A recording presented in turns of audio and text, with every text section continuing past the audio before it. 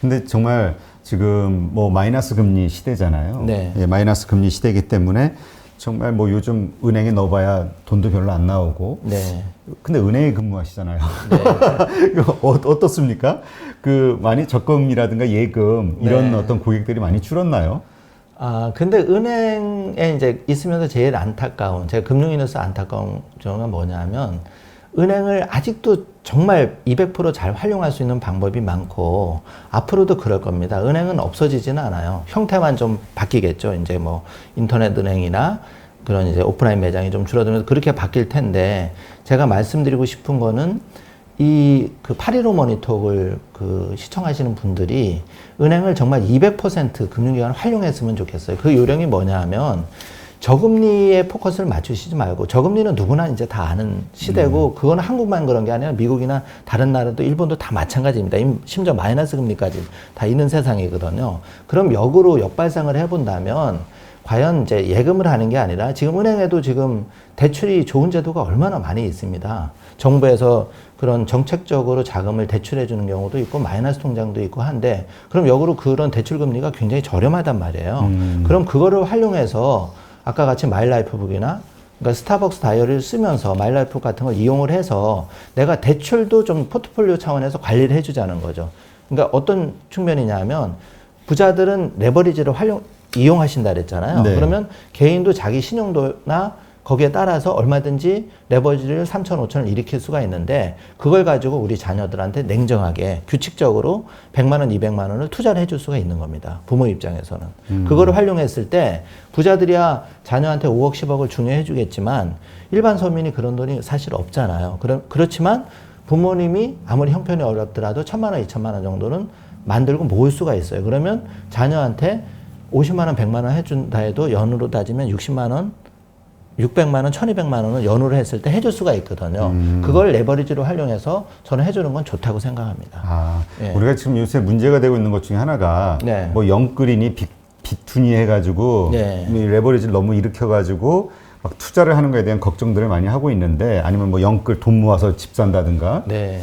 이런 게 아닌, 정말 뭐 단돈 1,000만 원이든 몇백이든 예. 자녀를 위해서 빚을 내서라도 자녀를 위한 어떤 자녀가 돈 버는 재미를 알게끔 계좌를 만들어주는 게 필요하다. 그게 더 중요합니다. 그래서 부자들은 일찌감치 자녀한테 사전 중요를 해주고, 물고기를 요리해서 주는 게 아니라 물고기를 잡는 법을 가르쳐 주는데, 물고기를 그 잡는 법은 어렵지 않아요. 여기 시청자분께서 부모님, 아버님, 어머님이 자녀 손 잡고 가서 KB국민은행이나 아니면 여타 좋은 은행이 많잖아요. 증권회사도 많고, 또 은행 가시기 어려우면, 증권회사 가시기 어려우면 인터넷 증권회사도 많이 있습니다. 그래서 사이버로 이제 계좌를 개설한 다음에 달러로 바꿔서 해외 주식 계좌를, 주식을 하나 사주는 게 제일 빠른 길이고, 그거는 누구나 할 수 있는데 안타깝게도 100명 중에 한두 분이 그렇게 하시는 거죠. 그러게. 네, 그러니까 우리가 지금 그런 이야기들 많이 하잖아요. 네. 왜 우리 학교에서 경제 교육을 안 시키냐, 금융 교육을 안 시키냐, 네. 이런 거 필요하다 이야기하는데, 네. 그런 어떤 환경만을 탓하기보다 정말 자녀를 위해서 진짜 계좌 하나를 딱 만들어주고 정말 괜찮은 거를 네. 사서 아이가 그걸 느끼게 해주는 게 중요하겠네요. 예, 저도 이제 자녀한테 그거를 몇 년 전부터 실행하고 있는데, 100마리 사실 필요 없습니다. 자녀가 모바일로도 요즘은 다 수익률을 매일매일 볼 수 있거든요. 굉장히 주식이라든지 관심이 많아졌고요. 또 시장에 뭐 코스피라든지 나스닥이 어떻게 움직이느냐에 따라서 본인의 돈이 왔다 갔다 하니까 그 계좌를 만들어주고 벌써 2, 3년이 됐는데, 물론 초기에는 마이너스도 되고 그런 적도 있었습니다. 하지만 지금은 다 플러스거든요. 굉장히 관심이 많아졌어요. 그리고 아빠 이런 거는 어때? 이렇게 어떻게 생각해? 이렇게 밥 먹으면서도 물어보는 걸 봤을 때 좀 놀랍다. 속으로 좀 대견하다. 이런 걸 많이 느끼고 있죠. 자녀 몇 살 때 해주셨어요? 저는 중학교 때부터 다 했고, 지금은 이제 대학교 이제 졸업반이지만 그때부터 해줬습니다. 왜냐면 제가 이제 PB고 워낙 그런 거를 관심이 많았고, 예. 제가 또 경제독립 운동가잖아요. 맞아요. 또 3.1TV까지. 말씀하신 것처럼 네. 부자들이 지금 어떤 자산을 정리해서 자녀들에게 유산을 미리 이렇게 넘겨줘서 그 유산이 자녀 명의로 불어나도록 네. 하는 것처럼, 우리가 꼭 부자는 아니더라도 네. 어떤 소액이라도 이렇게 자녀를 위해서 그렇게 해주는 게 필요하겠네요. 정말 필요하고요. 제가 이제 그 3.1 경제독립 TV 하면서 우리가 이제 국밥 먹으면 오리지널 원조 따지잖아요. 네. 사실 경제독립운동가는 제가 오리지널 원조 1호입니다. 이거는 이제 특허로도 이렇게 내야 되는 부분인데, 네. 어쨌든 그 대표님 말씀하신 대로 사실은 우리가 지레 포기를 하는 경우가 굉장히 많아요. 그러니까 나는 뭐 안 돼. 이런 생각이 많으신데, 사실 부자들을 이렇게 분석을 해보면 흑수저 출신이 생각보다 많습니다. 뭐 미용실, 미용사 출신도 있고, 뭐 카센터 정비공 출신도 많고요. 과거에도 그랬고 앞으로도 그런 분들이 나올 겁니다. 그래서 정말 이게 어떤 경우도 포기하실 필요는 없어요. 다 가능합니다. 다만 이제 좀 예전보다 달라진 점은 이게 굉장히 정교해지면서 투자가 이 전문적으로 좀 공부를 해야 된다는 거죠. 지속적으로. 예, 관심을 가지고. 이제 그런 의미에서 이제 8.15 머니톡이나 이게 굉장히 잘 되는 이유 중에 하나가 왜냐면 경제적인 그런 해안을 주니까 그게 필요한 거거든요. 근데 네. 이제 당사자도 그렇겠지만 자녀에게 이제 뭔가 그런 계좌를 만들어줬어요. 네. 그 다음에 어떤 식으로 만들어주는 걸로 끝나면 안 되잖아요. 아이와 함께 그 계좌를 함께 운영을 하나요? 아니면 그냥 아이가 알아서 하게끔 놔두나요? 보통 이제 자녀가 미성년자일 경우에는 부모가 대리인으로 되어 있기 때문에 부모가 조회가 다 가능하고요. 자녀에게. 그래서 수익률 컨트롤이나 이제 그런 거를 같이 의논해 볼 수가 있고, 이제 자녀가 이제 19세에서 20세가 되면 성인이 되면서 자연스럽게 넘겨줘도 되고, 그렇지만 이제 어릴 때 사실은 이제 자녀가 이제 그런 기쁨은 느끼겠지만 학교 다니면서 사실 주식을 중고등학교 때 하기는 쉽지는 않겠죠. 그러니까 그렇죠. 부모님이 좀 적극적으로 관리해 주실 필요가 있고, 이제 대학생이 됐다 그러면 아르바이트도 하고 그러니까 그런 자금은 이제 조금 태워라. 이런 식으로 해서 좀 구분을 해서 하면 좋을 것 같습니다. 아, 그러니까 부자가 아니더라도 우리 일반 네. 그 서민들이라 할지라도 네. 자녀에게 미리 유산을 조금이라도 먼저 주는 거. 그래서 네. 그 유산을 아이가 키우게끔. 굉장히 중요합니다. 근데 우리가 사실 그 유대인의 그 보면은 뭐 13살인가 14살인가 그러면 뭐 네. 시드머니를 만들어준다고 시드머니 만들어주잖아요. 홍 교수님이 말씀하셨는데 네. 굉장히 공감을 하는 게 저는 그게 되게 부러웠어요. 그러니까 유대인은 이렇게 이제 품앗이처럼 돈을 모아서 공동체에서 이렇게 자녀가 성인 되면서 선물로 주는 게 정말 그게 매우 중요한데요.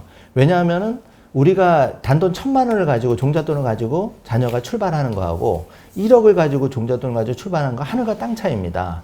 어쩔 수 없어요, 이거는. 왜냐하면 우리가 달리기 출발선상에 모였으면 실력은 비슷비슷하거든요. 거기서 조금 한 발 앞서서 출발하는 거하고 틀린 의미죠. 그래서 정말 하여튼 좀 심각해지는데 종잣돈을 좀 모아서, 그러니까 저금리라고 하지만 종잣돈을 모으는 데 있어서는 적금하고 정기예금만큼 좋은 게 없거든요. 왜냐하면 절대 손해를 보지는 않으니까. 원금 보장형 상품이니까요. 그걸로 1,000만 원, 3,000만 원, 5,000만 원 또는 100만 원, 300만 원, 500만 원 모아서 이거를 꼭 자녀한테 형편에 맞게 시드머니를 꼭 해줬으면 좋겠습니다. 아, 진짜 그 생각만 해도 재미있는데요. 굉장히 빚내서 예. 그랬지, 빚을 내서라도 자녀에게 유산을 남겨주자. 유산을 지금 넘겨주자.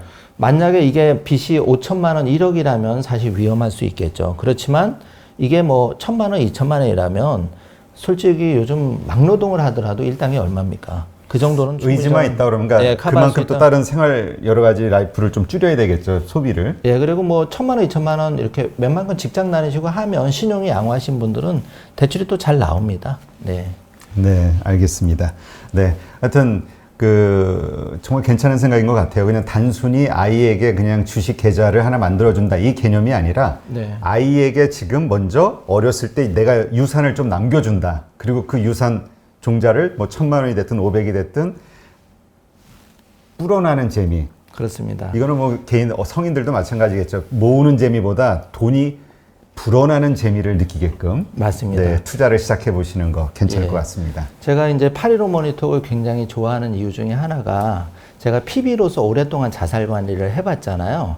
근데 자산 관리를 똑바로 하는 의미에서는 우리가 좀 스터디를 많이 해야 되는데 이 스터디를 많이 하는 데서는 각 분야의 전문가가 있어요. 지금 이제 8.15 머니톡에서 각 분야 투자 전문가를 가지고 좋은 얘기를 많이 이제 우리가 무료로 들을 수가 있잖아요. 네. 그게 굉장히 투자에 있어서 도움이 많이 되는 부분이 있고, 두 번째는 좀 이게 이제 중요한 얘기인데 잘 생각해 주실 부분이 뭐냐 하면 각 전문가들이 여기 좋다 저기 좋다 뭐 다양한 관점에서 부동산 주식 얘기를 많이 하세요. 근데 우리가 중심을 굉장히 잘 잡아야 됩니다. 그 중심이라는 건 뭐냐 하면 자산 관리 원칙을 정확하게 지켜야 되는데 그걸 제대로 얘기해 주는 분이 없더라고요. 그게 되게 안타까웠어요. 근데 부자들은 철저하게 중심을 잡고 있는데 그게 뭐냐 하면 자기가 자산이 만약에 금융자산이 1억이다 또는 10억이다 그러면 중심을 꽉 잡고 있어요. 그러니까 올인하는 게 아니라 나는 내 투자 성향은 좀 안정 성향이니까 그 정기예금 등 안정자산의 한 60%, 40%는 내가 정말 다 까먹어도 좋은 투자 자산의 30-40% 이렇게 해야 하는데 사실 자칫 동학개미라든지 이 방송을 시청하는 일반인들은 몰빵 투자를 할 수가 있거든요. 그렇죠. 거기에 대해서는 정확하게 아무도 얘기를 잘 안 해주니까 그거는 꼭 한번 조심하셔야 됩니다. 근데 이제 이런 반론을 제기하시는 분들도 있어요. 뭐냐면 이제 자산이 많은 경우에는 그걸 가지고 이렇게 분산하는 게 그 합리적일 수 있지만 예를 들어서 내가 뭐 500만 원 아니면 몇백만 원을 이걸 좀 더 불리고 싶은데 그러면 가능성이 높은 곳에 그 소액인 경우에는 몰빵을 해서 빠르게 늘려야 되지 않느냐. 그게 더 낫지 않냐. 이런 얘기 하시는 분들도 저도 있거든요. 일견은 공감은 합니다. 안 망하는 회사에 예를 들어서 15년 전, 20년 전 아마존 같은 회사를 발굴했다면 몰빵을 했다면 사실 지금 더 이상 일할 필요 없겠죠. 그때 1,000만 원, 1억만 넣으셔도 지금 100억, 1,000억이 됐을 테니까요. 그런데 지금 당장 그거를 발굴하기가 쉽지가 않고 그 다음에 또 5년, 10년을 기다리기도 되게 어려운 상황이지 않습니까? 그래서 우리가 투자 원칙을 정할 때 일단은 이렇게 그 자산 규모가 적을수록 마음이 조급해지고 빨리 돈을 벌고 싶어 하다 보면 실수할 확률이 높아집니다. 제가 아까 큰 부자, 작은 부자, 큰 슈퍼리치, 작은 슈퍼리치를 예를 들어드렸잖아요. 그래서 그거와 똑같은 원리이기 때문에 그래서 철저하게 내가 만약에 어렵게 정말 3천만 원, 5천만 원 모았다면 절대 이 자산을 다 주식에 해서는 절대 안 된다는 거죠. 조금 정말 꼭 몰빵 투자를 하고 싶으면 얼마 전에 그 트럼프 대통령이 코로나 걸렸을 때 한번 출렁거렸잖아요. 그리고 그 전에 또 한번 출렁거렸고 이럴 때 5%, 10% 떨어졌을 때 분할 매수를 해야 된다는 겁니다. 안 그러면 분할 매수를 지속적으로 매월 고정적으로 금액을 정해놓고 투자하지 않으면 거진 100% 제가 볼 때는 실패할 확률이 높아요. 그러니까 지금 문제가 많은 분들이 돈을 벌고 싶다. 이 생각은 있고 이 욕심은 있는데 그러기 위해서 어떤 식으로 내가 투자를 할 것인가에 대한 이 원칙을 원칙부터 정해놔야 된다는 이게 없는 거죠. 분들이 많다는 이야기를 하더라고요. 거진 다라고 보셔야 되죠. 무조건 돈은 빨리 벌고 싶어 하는데 묻지마 투자의 경우가 굉장히 그러니까 많습니다. 원칙이 없으니까 여기가 괜찮다 그러면 일로 슉 갔다가 또 저희가 괜찮다 그러면 일조로 갔다 그러면서 원금만 까먹는 다 털리는 거죠. 쉽게 말하면. 제가 피부로서 좀 거친 표현인데 다 뺏기는 거죠. 부자 내지는 그 자산가 또는 그런 이제 기계 투자, 그렇죠. 인공 투자. 부자들은 자기 원칙대로 흔들리지 않고 가고 있고 이 원칙이 없는 사람들은 이 환경에 따라서 계속 흔들리니까 흔들리면서 내 돈을 다 잃는 거죠. 맞습니다. 그러면 그 투자 원칙과 관련해서 지금 이제 포트폴리오, 그러니까 분산 투자를 해라 이 말씀을 하신 거고요. 그 외에 우리가 좀 참고할 만한 부자들의 투자 원칙이 있다면 좀 이야기를 좀 해주시죠.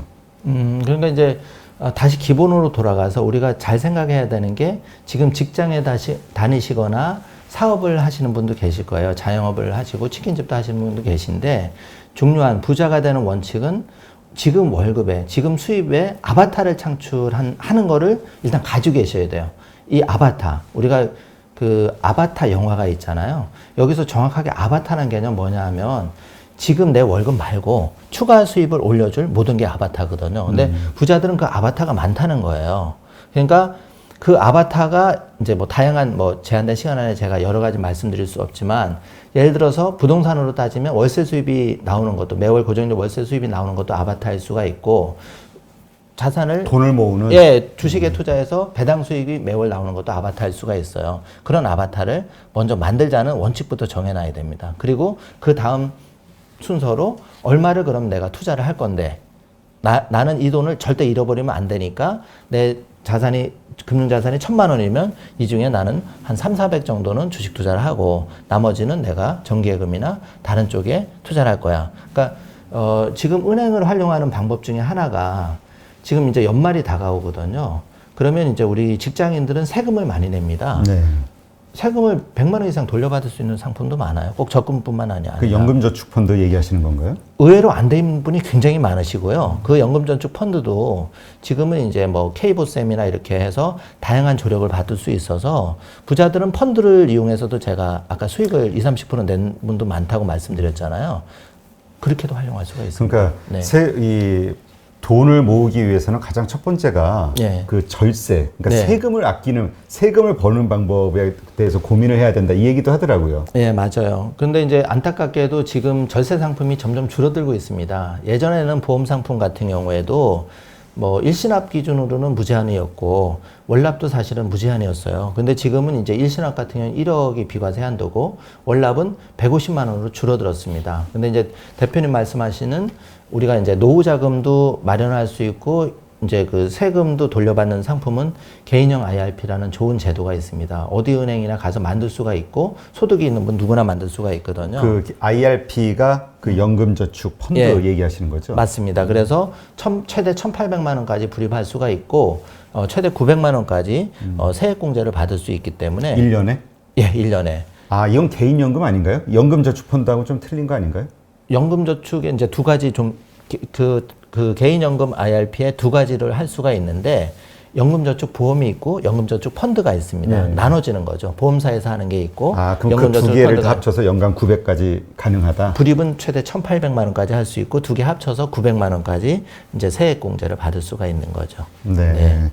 그 펀드에 들면 네. 그 어떻게 되나요? 이제 내가 그 이 펀드를 들고 내가 이제 앞으로 계속 그 이렇게 불입을 하고 네. 그 돈이 어떤 식으로 운영이 될 것인가에 대한 펀드를 또 제가 지정을 할 수 있는 건가요? 아니면 개별 종목을 살 수 있는 건가요? 아니면 ETF를 살 수 있는 건가요? 예, 이게 이제 중요한 질문 해주셨는데요. 부자들이 개별 종목을 다 올인할 수 있는데도 불구하고 펀드를 한 이유가 있겠죠. 왜냐하면 그 펀드에는 기본적으로 50개에서 100개 이상의 그 우량 종목에 계속 분산해서 펀드 매니저가 관리를 해주거든요. 그렇기 때문에 이제 펀드를 투자하는데 대표님 말씀하신 그 펀드에는 그 적게는 50개에서 100개의 우량한 회사에 투자를 나눠서 합니다. 예. 그러니까 우리가 이제 그 연금저축펀드라는 걸 들잖아요. 네. 그러니까 그 상품에 들 때 뭐 은행이 됐든 증권사가 됐든 뭐 여러 군데서 이제 가입을 하잖아요. 예, 그 운용하는 상품이 50개, 100개 굉장히 풀이 넓어졌습니다. 옛날에는 그게 뭐 10개, 20개 이렇게 제한이 있었다면 지금은 미국의 우량한 주식에 투자하는 펀드도 있고 중국에 투자하는 펀드도 있고 다양하게 있습니다. 그래서 20개든 30개든 다 선택은 가능한데 네. 네. 아, 그러니까 이거죠.